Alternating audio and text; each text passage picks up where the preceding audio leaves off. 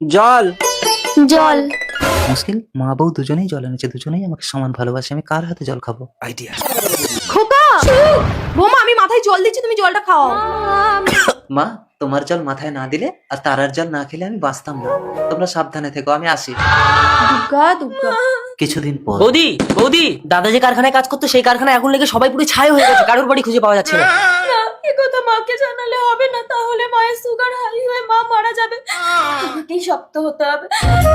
কাকিমা, দাদা যে কারখানায় কাজ করতো সেই কারখানায় আগুন লেগে সবাই পুরো ছাই হয়ে গেছে।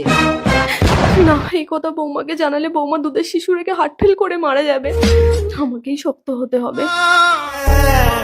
বৌমা, আপনি যে এপিকটাকে ভালোবাসে তাহলে লাইক সাবস্ক্রাইব করা লাগবে না, আর যদি কাবাগরটাকে ভালোবাসে থাকে তাহলে লাইক সাবস্ক্রাইব অবশ্যই করবেন, আর যদি কিছুই না করেন তাহলে বুঝে নিব আপনি এইটা। হ্যাঁ মা। কি হলো বৌমা, তুমি সিঁদুর পরোনি কেন? হ্যাঁ মা, সিঁদুর পরছি। 5 বছর পর। মাম্মা, পাপা কবে আসবে? তিতলি, শুধু বাবা বাবা না। দিদি ভাই, আজকে তোমার পাপা আসবে।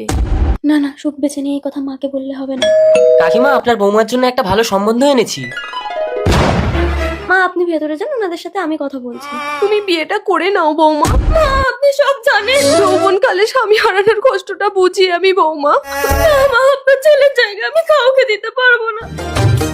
না না, আমি পাপা নেব। এসো, আমি তোমার পাপা। এই কে তুমি? তোমার নাভির নিচে দুটো তিল আছে, তারা। তুমি জানলে কি করে? আর তোমার গলাটা এত চেনা চেনা লাগছে কেন? আমি বলছি, যখন কারখানায় আগুন লাগে তখন কারখানার বহুতল থেকে জ্বলন্ত অবস্থায় গঙ্গায় ঝাঁপ দেয়। সেই সময় আমি আর আমার স্ত্রী গঙ্গায় বোটিং করছিলাম। ওকে উদ্ধার করে হসপিটালে নিয়ে গেলে ডাক্তাররা বলে অলরেডি প্লাস্টিক সার্জারি করতে হবে। 5 বছর চিকিৎসার পর সুখ এখন সম্পূর্ণ সুস্থ। তার মানে তুমি আমার সুখ। আর তুমি আমার তারা। শুভ তারা।